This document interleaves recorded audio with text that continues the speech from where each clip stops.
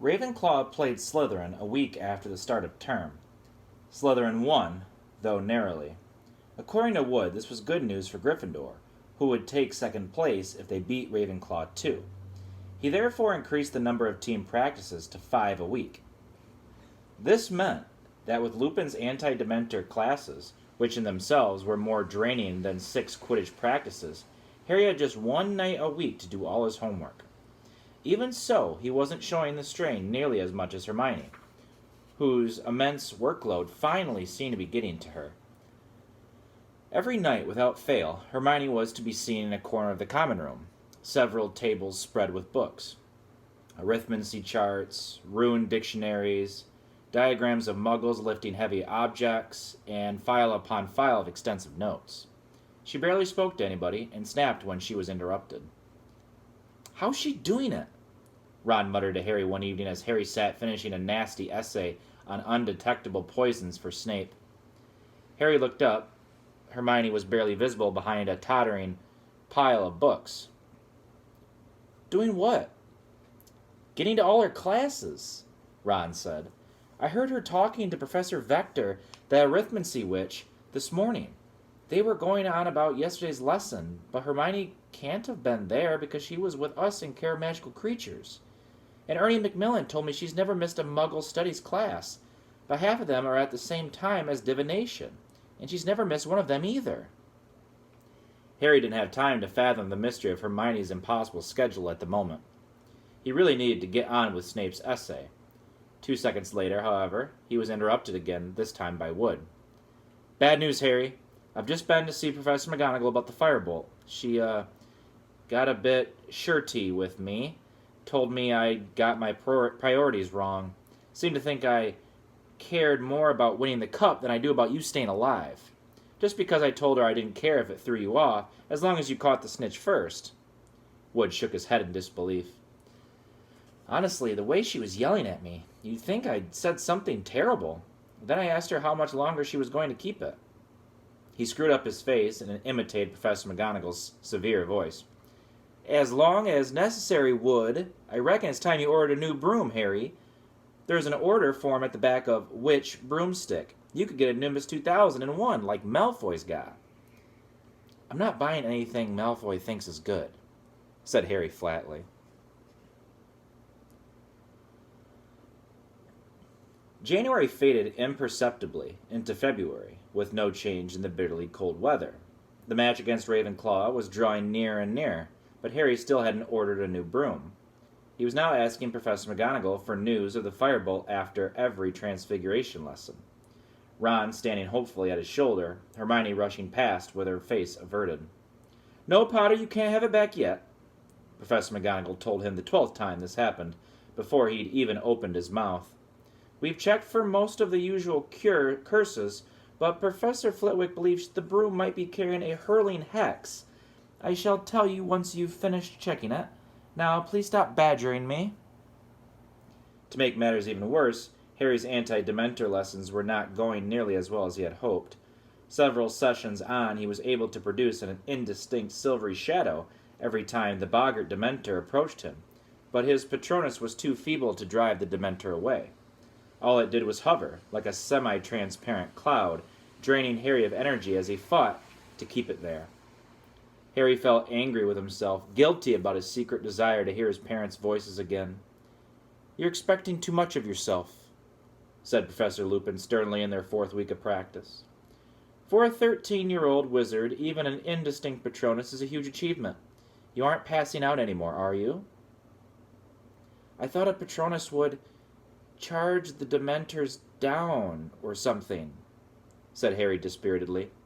"Make them disappear." "The true Patronus does do that," said Lupin. "But you've achieved a great deal in a very short space of time. If the Dementors put in an appearance at your next Quidditch match, you will be able to keep them at bay long enough to get back to the ground." "You said it's harder if there are loads of them," said Harry. "I have complete confidence in you," said Lupin, smiling. "Here, you've earned a drink, something from the 3 broomsticks. You won't have tried it before."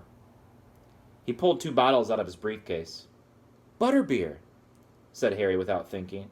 "Yeah, I like that stuff. Lupin raised an eyebrow. Oh, Ron and Hermione brought me some back from Hogsmeade. Harry lied quickly.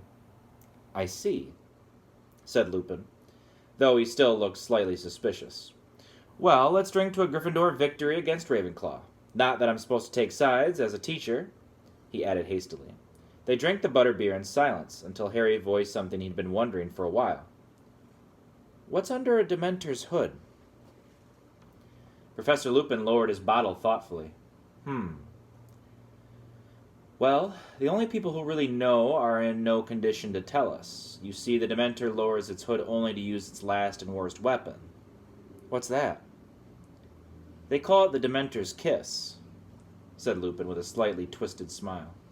It's what Dementors do to those they wish to destroy utterly. I suppose there must be some kind of mouth under there, because they clamp their jaws upon the mouth of the victim and suck out his soul. Harry accidentally spat out a bit of butterbeer. What? They kill? Oh, no, said Lupin. Much worse than that. You can exist without your soul, as long as your brain and heart are still working, but you'll have no sense of self anymore, no memory, no anything. There's no chance at all of recovery. You'll just exist as an empty shell. And your soul is gone forever. Lost. Lupin drank a little more butterbeer, then said, It's the fate that awaits Sirius Black. It was in the Daily Prophet this morning. The Ministry have given the Dementors permission to perform it if they find him. Harry sat stunned for a moment at the idea of someone having their soul sucked out through their mouth. But then he thought of Black. He deserves it, he said suddenly.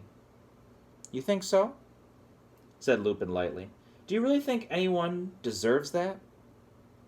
Yes, said Harry defiantly. For some things. He would have liked to have told Lupin about the conversation he'd overheard about Black and the Three Broomsticks, about Black betraying his mother and father, but it would have involved revealing that he'd gone to Hogsmeade without permission, and he knew Lupin wouldn't be very impressed by that. So he finished his butterbeer, thanked Lupin, and left the History of Magic classroom. Harry half wished that he hadn't asked what was under a Dementor's hood. The answer had been so horrible, and he was so lost in unpleasant thoughts of what it would feel like to have your soul sucked out of you that he walked headlong into Professor McGonagall halfway up the stairs. Do watch where you're going, Potter. Sorry, Professor. I've just been looking for you in the Gryffindor common room. Well, here it is. We've done everything we could think of, and there doesn't seem to be anything wrong with it at all.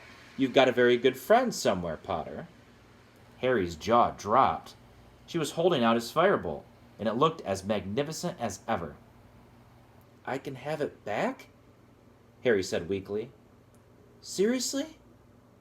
Seriously, said Professor McGonagall, and she was actually smiling. I dare say you'll need to get the feel of it before Saturday's match, won't you? And Potter, do try and win, won't you? Or we'll be out of the running for the 8th year in a row, as Professor Snape was kind enough to remind me only last night. Speechless, Harry carried the firebolt back upstairs toward Gryffindor Tower. As he turned a corner, he saw Ron dashing toward him, grinning from ear to ear. She gave it to you? Excellent. Listen, can I still have a go on it? Tomorrow? Yeah, anything, said Harry, his heart lighter than it had been in a month. You know what? We should make up with Hermione. She was only trying to help. Yeah, all right, said Ron. She's in the common room now, working for a change. They turned into the corridor to Gryffindor Tower and saw Neville Longbottom pleading with Sir Cadogan, who seemed to be refusing him entrance. I wrote them down, Neville was saying tearfully, but I must have dropped them somewhere. A likely tale, roared Sir Cadogan, then spotting Harry and Ron. Good evening, my young yeoman. Come clap this loon in irons. He's trying to force entry to the chambers within. Oh, shut up, said Ron as he and Harry drew level with Neville. I've lost the passwords, Neville told them miserably. I made him tell me that what passwords he was going to use this week because he keeps changing them, and now I don't know what I've done with them. Odds bodikins, said Harry to Sir Cadogan, who looked extremely disappointed and reluctantly swung forward to let them into the common room. There was a sudden excited murmur as every head turned, and the next moment, Harry was surrounded by people exclaiming over his firebolt. "Where'd you get it, Harry? Will you let me have a go?" "Have you ridden it yet, Harry?" "Ravenclaw will have no chance. They're all on clean sweep 7s. "Can I just hold it, Harry?" After 10 minutes or so, during which the firebolt was passed around and admired from every angle, the crowd dispersed and Harry and Ron had a clear view of Hermione, the only person who hadn't rushed over to them, bent over her work and carefully avoiding their eyes. Harry and Ron approached her table, and at last she looked up. "I got it back," said Harry, grinning at her and holding up the firebolt. "See, Hermione? There wasn't anything wrong with it," said Ron. "Well, there might have been," said Hermione. "I mean, at least you know that it's safe." "Yeah, I suppose," said Harry. "I'd better put it upstairs." "I'll take it," said Ron eagerly. "I've got to give Scabbers his rat tonic." He took the firebolt and, holding it as if it were made of glass, carried it away up the boys' staircase. "Can I sit down, then?" Harry asked Hermione. "I suppose so," said Hermione, moving a great stack of parchment off a chair. Harry looked around at the cluttered table, at the long arithmancy essay on which the ink was still glistening, at the even longer Muggle Studies essay, explaining why Muggles need electricity, and at the rune translation Hermione was now poring over. "How are you getting through all this stuff?" Harry asked her. "Oh, well, you know, working hard," said Hermione. Close up, Harry saw that she looked almost as tired as Lupin. "Why don't you just drop a couple of subjects?" Harry asked, watching her lifting books as she searched for her rune dictionary. "I couldn't do that," said Hermione, looking scandalized. "Arithmancy looks terrible," said Harry, picking up a very complicated-looking number chart. "Oh, no, it's wonderful," said Hermione earnestly. "It's my favorite subject. It's—" But exactly what was wonderful about arithmancy, Harry never found out. At that precise moment, a strangled yell echoed down the boys' staircase. The whole common room fell silent, staring, petrified at the entrance. Then came hurried footsteps, growing louder and louder. And then Ron came leaping into view, dragging, with him, a bedsheet. "Look!" he bellowed, striding over to Hermione's table. "Look!" he yelled, shaking the sheets in her face. "Ron, what?" "Scabbers! Look! Scabbers!" Hermione was leaning away from Ron, looking utterly bewildered. Harry looked down at the sheet Ron was holding. There was something red on it, something that looked horribly like blood! Ron yelled into the stunned silence. "He's gone! And you know what was on the floor?" "No," said Hermione in a trembling voice. Ron threw something down onto Harry's rune translation. Hermione and Harry leaned forward. Lying on top of the weird, spiky shapes were several long, ginger cat hairs.